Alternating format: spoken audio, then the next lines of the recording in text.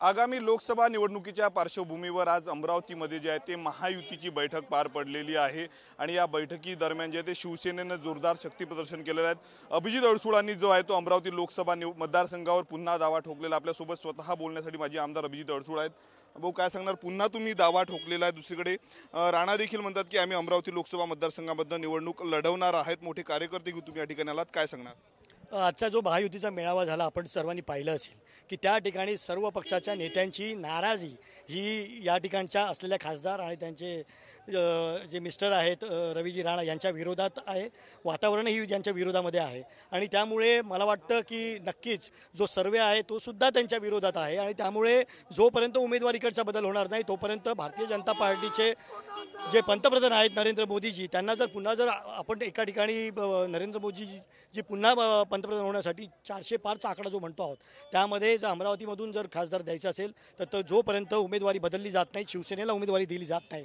कारण ह्या आधी देखील 5 टर्म शिवसेनेचे खासदार या ठिकाणी राहिलेले आहेत। आनंदराव अडसूळ स्वतः गेले 10 वर्ष खासदार होते आणि त्यामुळे नक्कीच शिवसेनेलाच उमेदवारी मिळावी यासाठी आम्ही आग्रही आहोत। उमेदवारीचा दावा तुम्ही करतायत, निवडणूक मग आनंदराव अडसूळ लढवणार की अभिजित अडसूळ या मतदारसंघात?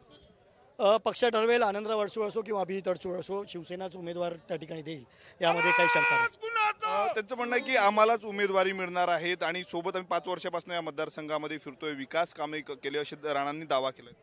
विकास कामे आपण जर पाहिली तर आज संपूर्ण देशामध्ये माननीय नरेंद्र मोदीजी आणि अमित शहाजी, महाराष्ट्र राज्याचे मुख्यमंत्री एकनाथजी शिंदे साहेब आणि देवेंद्र फडणवीस साहेब आणि अजितदादा पवार यांच्या मार्फत जो विकास घडतोय हा ज्या ज्या ठिकाणी पक्षाचे आमदार आहेत त्या ठिकाणी त्यांना निधी दिला जातो, काम केलं जाते।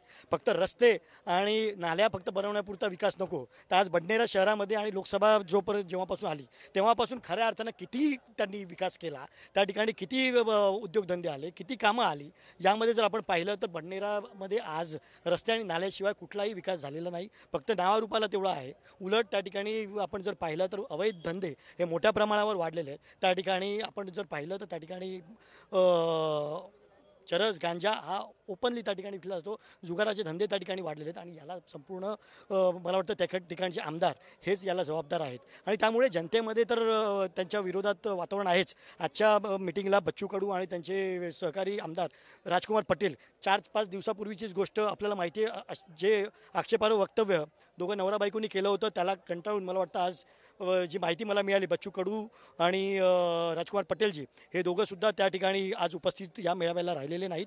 म्हणजे यावरूनच आपण समजू शकता। त्याचप्रमाणे भारतीय जनता पार्टीचे आपण जे माजी मंत्री आणि आमदार जिल्हाध्यक्ष आहेत त्यांचीसुद्धा नाराजी आपण ऐकली की कशा पद्धतीने आजपर्यंत फक्त आज महायुती केली म्हणून त्या ठिकाणी त्यांना मदत करावी हा विषय होत नाही, तर आजपर्यंत लोकांच्या अंगावर तुटून जाऊन लोकांना नाही त्या शब्दामध्ये बोलून त्यांची अक्षरशः इब्रत काढण्यापर्यंत ज्या पद्धतीने बोललं गेलं आहे, आज मला वाटतं मनाला ज्या वेदना प्रत्येकाच्या झालेल्या आहेत त्या एवढ्या सहजासहजी मिटणं शक्य नाही आणि त्यामुळे ही सीट धोक्यामध्ये हे भारतीय जनता पक्षाला सुद्धा माहिती आहे आणि त्यामुळे शिवसेनेला ही जागा जर सोडली तर आणि तरच या ठिकाणी महायुतीतून त्या ठिकाणी 400 मधला एक आकडा हा माननीय मोदींसाठी त्या ठिकाणी मिळेल, अन्यथा या ठिकाणी भारतीय जनता पार्टीचा युतीचा खासदार त्या ठिकाणून जाणार नाही।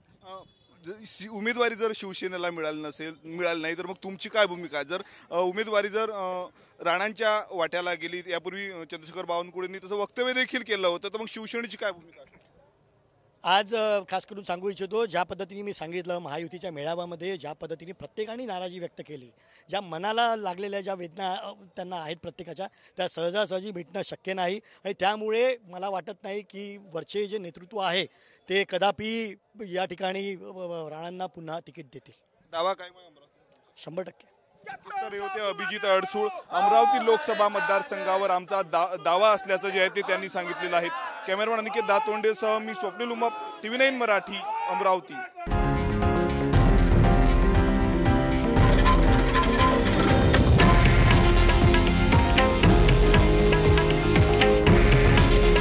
हे आहे देशातील नंबर 1 न्यूज नेटवर्क आणि आपण पाहत आहात TV9 मराठी। काळजी तुमची, हित महाराष्ट्राचं।